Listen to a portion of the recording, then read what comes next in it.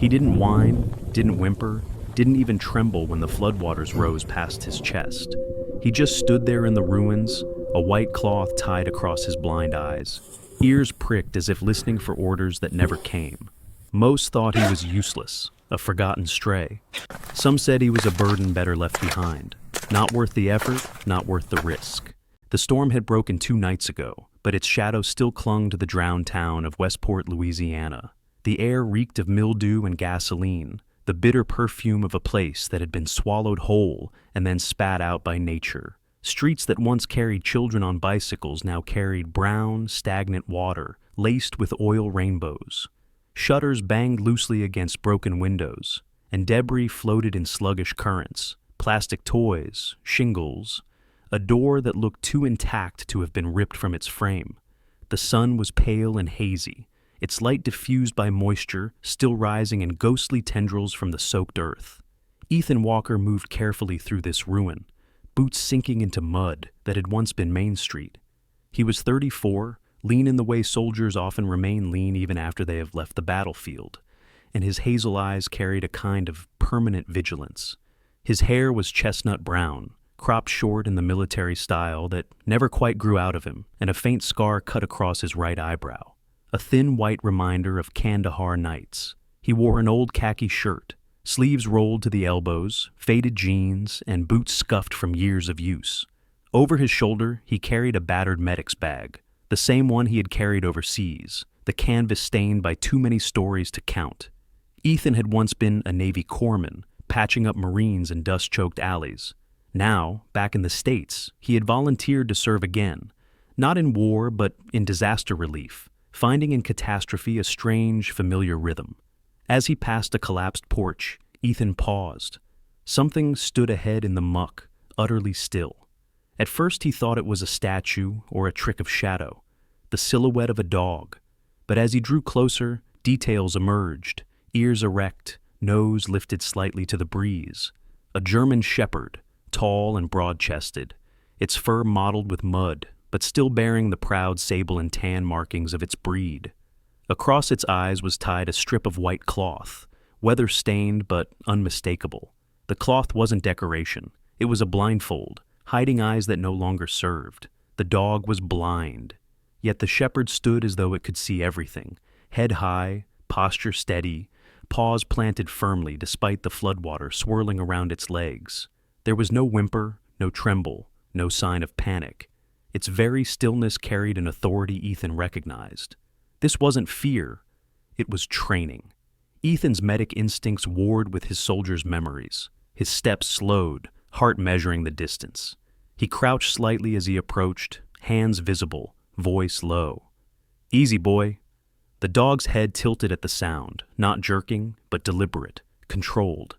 It was the smallest movement, yet in that instant Ethan felt as though the shepherd was assessing him the same way he assessed every casualty, measuring, deciding. He had seen that look before in Marines waiting for triage, refusing to let pain dictate their discipline. For a moment, man and animal regarded each other in the silence of the ruined street. Then the shepherd gave a faint dip of the muzzle, as if acknowledging Ethan's presence, as if to say, "You'll do." Something shifted in Ethan's chest. A flicker of command passed wordlessly from soldier to soldier, even across species. Behind Ethan, voices rose in frustrated argument, pulling him back into the larger crisis.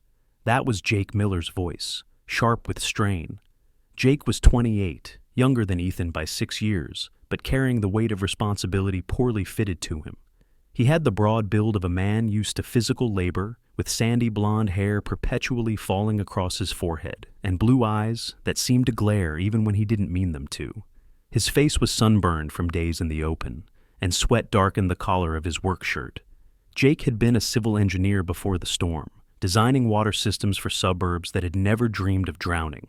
Now, with Westport underwater, he had been thrust into the role of chief problem solver. At the edge of town square, Jake stood knee-deep in filthy water beside the hulking machine that was supposed to save them, the main pump, dragged here by National Guard trucks. Around him clustered a handful of volunteers, men in soaked flannel shirts, teenagers clutching toolboxes, one woman with her hair tied up in a red bandana. They looked at Jake with a mixture of hope and impatience, like villagers watching a magician whose trick had failed twice already. "Try it again!" one shouted. "I have tried it!" Jake snapped back, slamming the side of the machine. The pump sputtered, coughed, then fell silent, mocking him with its refusal. "The starter's fried. We need a new relay, and guess what? We don't have one," the volunteers muttered, some turning away. A gray-bearded man spat into the water. "All this talk about being an engineer, and you can't even start a pump?" Jake's jaw clenched. He knew the man's name was Harris, a retired dock worker who had lost his home on the riverbank. Jake wanted to explain that engineering was more than fixing old machines, that he was trained to design systems, not patch together relics in the middle of a drowned town. But excuses sounded hollow here. The water was rising again with the tide, and words didn't matter. Results did. "Give me time," Jake said, forcing steadiness into his voice. "We'll get it running." "Time's the one thing we don't got," Harris shot back. A chorus of agreement followed. Jake turned away, fists tight, his reflection broken in the water around his knees. He felt small beneath their judgment, like the flood itself had shrunk him. Meanwhile, Ethan still stood before the shepherd. The voices of argument drifted to him, but he kept his focus on the animal. He studied the dog more closely. Its fur was patchy in places, scar tissue visible beneath the mud, ears nicked from old wounds. It was no pup, likely 8 or 9 years old, but its muscles were still taut, shoulders still broad. The white cloth around its eyes fluttered slightly in the humid breeze, and Ethan wondered who had tied it there. Someone had cared enough once to protect the dog's empty sockets from further harm. Someone who was no longer here. Ethan's throat tightened with an echo of recognition. This dog was a survivor, carved by battle or disaster into something both fragile and indomitable. He knew that feeling all too well. The shepherd stood silently, waiting. Then, as if satisfied with Ethan's presence, it dipped its head again, more deliberate this time. Ethan felt a current pass between them, wordless but undeniable. Not ownership, not pet and master, but something closer to comradeship. From behind, Jake's voice rose again, raw and loud in frustration. "Damn it! I said hold it steady!" A clatter followed as a wrench dropped into the water. Ethan glanced back and saw Jake standing in the middle of his failing volunteers, his arms flung wide in exasperation. The people around him looked away, unimpressed, their hope fading by the minute. Ethan turned back to the shepherd. The dog tilted its head toward the noise, ears twitching, but did not move. Instead, it stayed rooted in the muck, chest rising slow and steady, waiting for something more than panic, more than noise. Ethan realized in that moment that the shepherd was not lost. It was waiting for orders. And maybe, just maybe, it had chosen him. The cries of the town had not lessened by morning. Westport was a chorus of hammering against ruined wood, the low grind of pumps that sputtered more than they worked, and the endless background noise of water lapping against places where water was never meant to be. The air smelled of wet plaster and gasoline fumes, thick enough to sting the eyes. Ethan Walker crouched at the steps of a flooded church that now served as a makeshift clinic. His sleeves were rolled, his hands already stained from hours of dressing cuts and pulling splinters from frightened children. The church's pews had been pushed aside to make room for cots. A hand-painted sign nailed to the door read in black marker, "Field Aid. Ask for Ethan." Ethan's focus was fixed on a middle-aged man with a gash across his calf, wrapping it with clean gauze as best he could in the humidity. His movements were brisk, but never careless. Years of patching marines and dusty foxholes had taught him economy of effort, but also gentleness. The man winced, muttered thanks, and shuffled away, replaced immediately by another patient. Ethan never stopped. His eyes carried that steady light of endurance, the kind that refused to falter even when everything else did. Beside him, the German shepherd stood like a silent sentinel. Justice, Ethan had begun to call him that, though he had never spoken the name aloud yet, remained calm despite the chaos. The blindfold of white cloth was damp, streaked with mud, yet the dog's posture was erect, ears flicking to catch the smallest tremor in the air. More than once, Ethan noticed Justice's head turn before someone approached, as if hearing and mapping the world in ways no human could.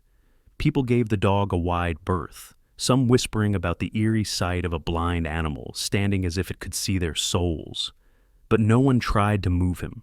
Something in his presence discouraged interference. While Ethan bent to tie off another bandage, he felt the faintest tug at his sleeve. At first he ignored it, assuming a child had brushed against him. But then came another insistent pull, sharp enough to break his concentration. He looked down. Justice had gripped the fabric of his shirt gently in his mouth. His tail did not wag, his posture did not shift. This was no plea for attention. It was direction. Ethan frowned. "What is it, boy?" Justice released the sleeve, turned, and began to step carefully toward the street. His limp was almost imperceptible, a graceful adaptation to old wounds, but Ethan could see it now that he was watching closely. The shepherd walked a few paces, paused, and tilted his head back, as though checking that Ethan was following. Ethan glanced at the patients waiting, torn for an instant. Then training spoke louder than hesitation. He called over a volunteer nurse, one of the local women, Carla Jameson, a stocky woman in her 40s with sleeves rolled up to show strong arms browned by years of field work. Her face was lined not just by age but by hard living, though her eyes held steady compassion. "Cover me for a minute," Ethan told her. "I need to check something." Carla raised an eyebrow but nodded. "Go! I got this." Ethan followed Justice through the waterlogged street, weaving between piles of debris. The shepherd did not hurry, but moved with an uncanny certainty, navigating broken fences and overturned furniture with the ease of memory. His head was lifted, ears pricked forward. Every so often he stopped, scenting the air, before continuing. Finally, Justice halted before a house that had collapsed into itself. The roof sagged like a broken spine, one wall hanging by its nails. The smell of mildew and splintered pine was overwhelming. Ethan muttered, "You've got to be kidding me." Then he heard it, a faint sound beneath the creak of settling wood, a child's cough. Adrenaline spiked through him. He sprinted the last few steps, calling out. "Hello? Anyone inside?" A weak voice answered, muffled by debris. "Here! We're here!" Ethan dropped his medic bag on the porch and pushed through the cracked door, every instinct alert to the groan of beams above. Justice followed without hesitation, paused silent even on the wreckage. Inside, the air was thick with dust. Shafts of sunlight pierced through gaps in the roof, illuminating floating motes like ash. He found them huddled in the back corner, an elderly woman and 3 children. The woman had her arms spread protectively, her white hair matted with plaster dust, her face pale but resolute. She was Mary Collins, 62 years old, a retired schoolteacher known in Westport for her strict but kind heart. She was thin, almost bird-like in frame, but her back was straight even in the rubble, her chin lifted in quiet defiance of fear. Years in the classroom had left her with a commanding presence, the kind that could silence rowdy children with a single raised brow. Even now, amid disaster, that presence remained. The children clung to her, 2 boys and a girl, none older than 8. Their clothes were torn, their faces streaked with dirt, but they were alive. Mary's lips trembled when she saw Ethan, but her voice was steady. "Thank the Lord." We prayed, and he answered. Ethan knelt immediately, checking the children for injuries. Scrapes, bruises, dehydration, nothing fatal. Relief washed through him. "We're going to get you out," he said firmly. Justice moved closer, sniffing each child in turn, then positioning himself at the narrow gap Ethan had entered through, as though marking the exit route. The children stared at the dog, wide-eyed. "Is he blind?" one whispered. Mary nodded faintly, eyes never leaving Ethan. "Even so, he led you here. That's no accident." Her voice softened to a whisper, meant only for Ethan. "God sent you, and this dog." Ethan felt a shiver at the certainty in her tone. He had heard similar words overseas, when lives, hung by threads and miracles, looked like luck. But the conviction in Mary's eyes struck something deeper, something Ethan himself wasn't ready to name. Carefully, he guided the children out one by one, bracing the weakened frame as they squeezed through. Justice stayed close, guiding with his body, nudging when necessary, never faltering despite his blindness. Finally, Ethan helped Mary to her feet and supported her weight as she limped toward the door. The structure groaned ominously, but they emerged just as a section of the ceiling collapsed behind them, with a crash that shook the street. Outside, people had gathered, drawn by the noise. Carla arrived at a run, breathless. "You found them?" Ethan nodded, guiding Mary and the children to safety. The crowd erupted in relief, some clapping, others murmuring prayers. Mary looked once more at Ethan and Justice, her face lined with dust and exhaustion, yet glowing with gratitude. She whispered, audible only to those closest, "The Lord sent you both." Ethan looked at Justice, standing steady beside him, white cloth fluttering in the humid breeze. For the first time since the flood began, he allowed himself a small smile. Across the square, Jake Miller heard the commotion. He had been bent over the stubborn pump again, sweat running into his eyes, hands black with grease. When he caught the words, "children rescued," he looked up sharply. Through the shifting crowd, he glimpsed Ethan leading the survivors out, the blind dog walking at his side like a seasoned partner. The cheer that went up stung Jake more than any insult. He stood there, shoulders tight, feeling the heat of envy spread through him. All his hours with tools, all his promises of technical salvation, and yet the man with the medic bag and the broken dog had stolen the town's gratitude. Jake swallowed hard, the bitterness acrid in his throat. For the first time since the storm, doubt pierced through his determination. Maybe his efforts didn't matter. Maybe nothing he did would ever matter compared to that. And in that moment, while the people celebrated Ethan and Justice, Jake Miller felt smaller than he ever had. The square in front of the flooded church buzzed with exhausted relief. People huddled beneath tarps strung between broken lampposts. Others perched on overturned crates, clinging to whatever patch of ground wasn't swallowed by the brown water. A faint breeze stirred the humid air, carrying the smell of damp wood and gasoline. Ethan Walker guided Mary Collins and the three children into the safe zone that volunteers had established. The area wasn't much, just a dry rise of pavement reinforced with sandbags and dotted with folding cots. But it was enough to give survivors a moment of rest. Mary walked slowly, her arm linked through Ethan's for balance. Her posture, though weary, still held the authority of someone used to standing at the head of a classroom. The three children trailed close, one clutching her faded skirt, another holding Ethan's free hand, and the youngest carrying a doll rescued from the rubble. Their faces were pale but alive, their eyes wide with the kind of innocence that disaster could never fully steal. Justice walked at Ethan's other side, the white cloth covering his eyes damp but steady. His paws made no sound on the cracked pavement. To the children, he was a marvel. To the adults, a mystery. More than one whispered quietly as he passed, and though some stepped back uneasily, others bent in thanks as though acknowledging a soldier in uniform. Ethan settled Mary and the children onto a cot. Carla Jameson, the sturdy volunteer nurse from earlier, came over immediately, carrying a plastic jug of water and a packet of crackers. She crouched beside the kids, her plain face softening with practiced gentleness. "Here, sweethearts, take small sips first." Ethan knelt by Justice, running his hands along the shepherd's flank, fingers parting the coarse fur. What he found made his jaw tighten. Beneath the mud and dust were scars, long, puckered lines across the ribs, a faint notch along the shoulder where shrapnel must have entered. Old wounds, healed not by veterinary care, but by rough field treatment. One paw bore calluses too deep for a house pet, and the muscles along his chest spoke of years of rigorous training. Justice was no stray, no abandoned mascot. He was a veteran, his blindness merely the latest battle scar. Ethan sat back on his heels, memories stirring. He saw himself in Justice, scarred, weary, shaped by conflict, yet still standing. The dog's calm acceptance of pain mirrored the quiet resolve Ethan had once carried through desert firefights. For the first time since returning home, Ethan felt the spark of recognition, not of a patient to treat, but of a comrade to stand beside. Mary, sipping water with trembling hands, looked at Ethan and spoke softly. "He isn't just surviving. He's serving, even now." Her words were simple, but they struck him deeply. Across the square, however, the mood was less forgiving. Jake Miller stood ankle-deep in foul water near the stubborn pump, a circle of townsfolk around him. His hair was plastered to his forehead with sweat.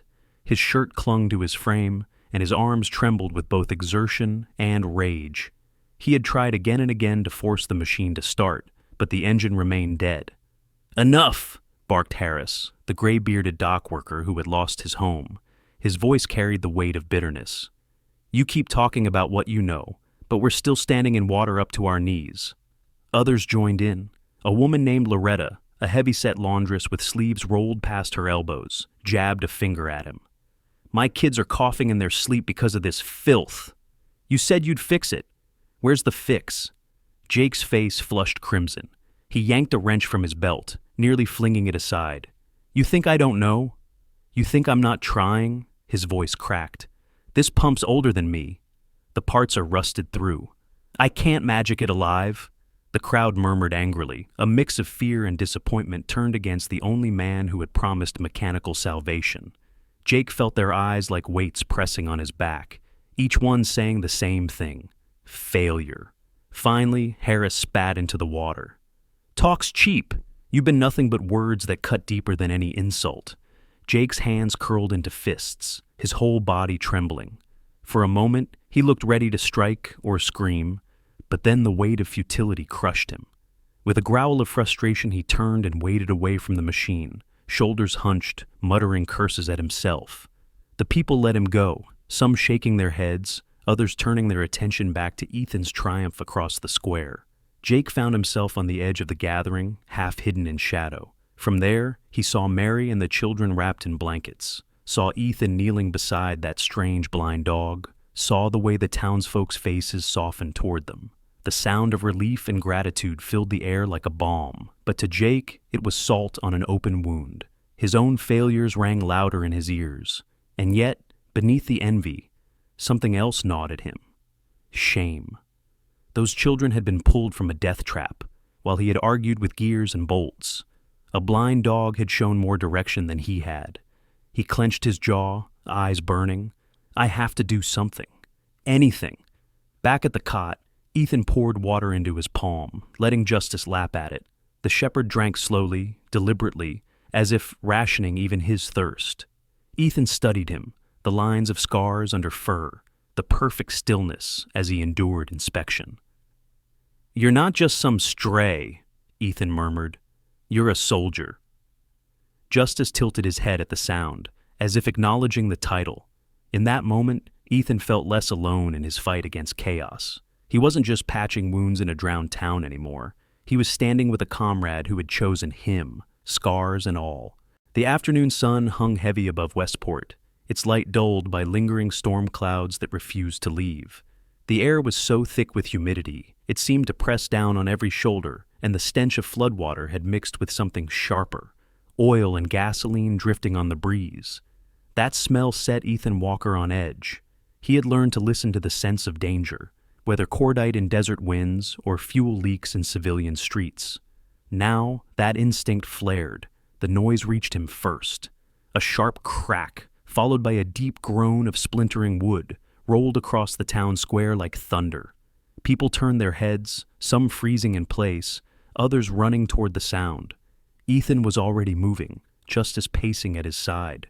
The dog's white blindfold fluttered in the sticky wind, ears twitching toward the noise with soldierly precision.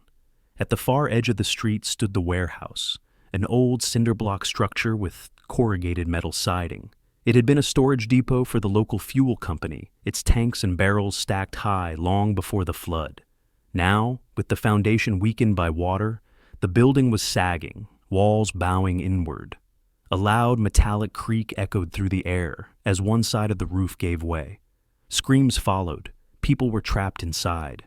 Ethan sprinted toward the collapsing building. His boots slipped in mud, but his body carried him forward with the automatic certainty of training. Justice followed close, limping only slightly, head lifted as though he could see the path. The moment they reached the shattered doors, Ethan pushed inside. The interior was chaos. The air reeked of spilled diesel, acrid and choking. Broken beams lay scattered across the floor, and from somewhere deeper came frantic shouts. Through the dim light, filtering past dust and smoke, Ethan saw 3 figures pinned beneath debris. 2 young men and a woman.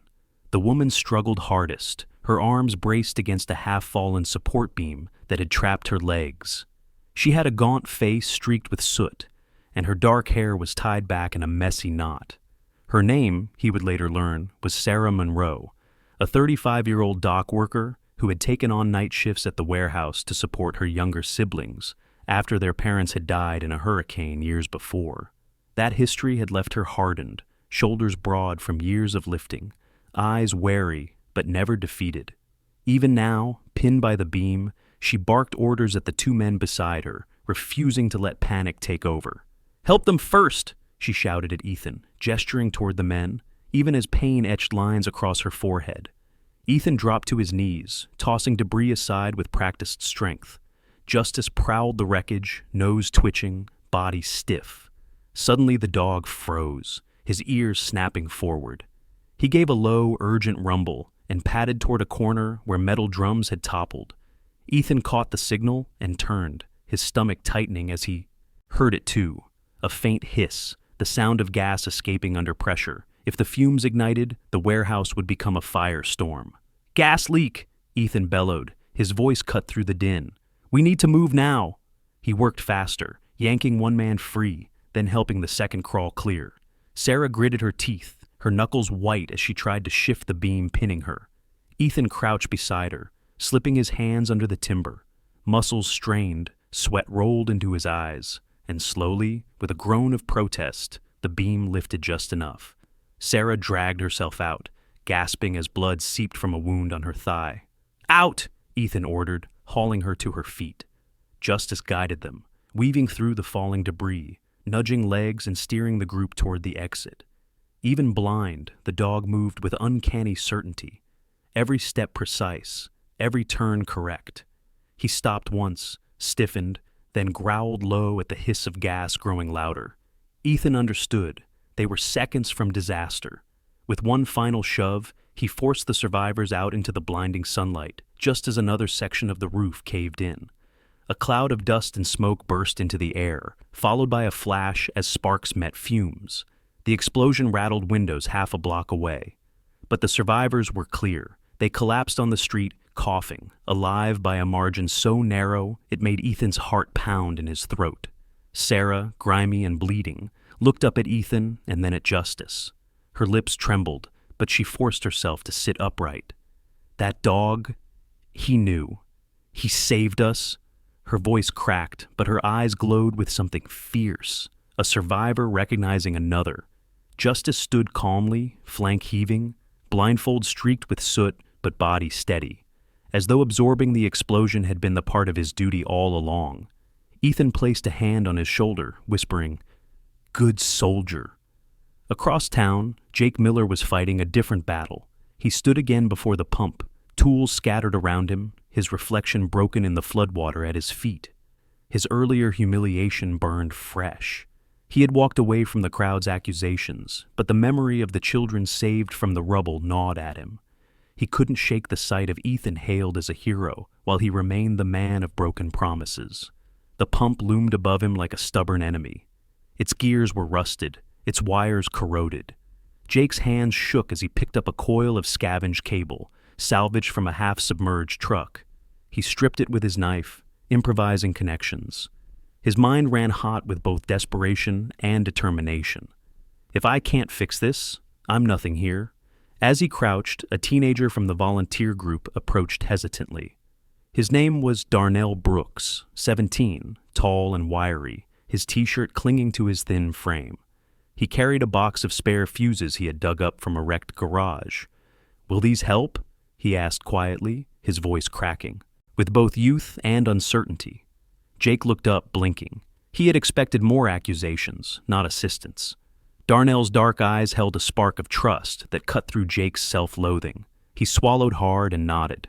Yeah, they might." Together they worked, sweat mixing with grime. Jake rerouted the wiring, hands blackened with grease, muttering instructions while Darnell handed him tools.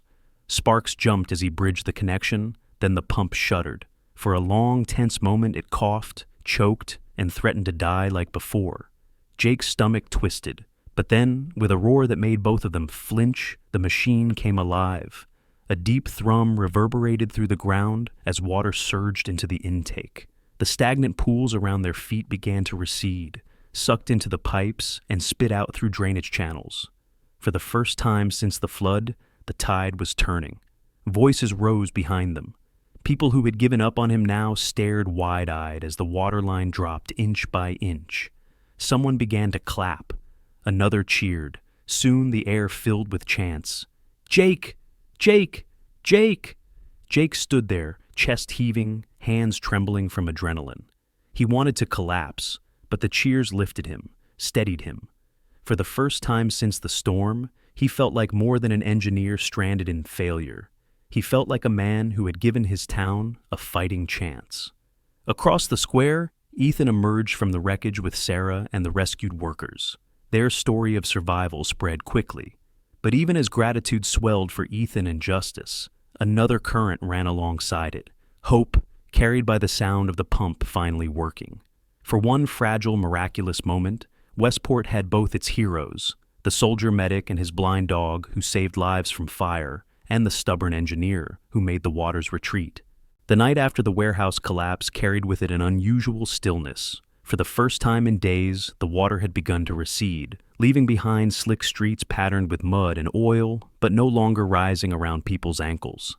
Lanterns glowed from makeshift posts, their yellow light flickering against the damp walls of ruined houses.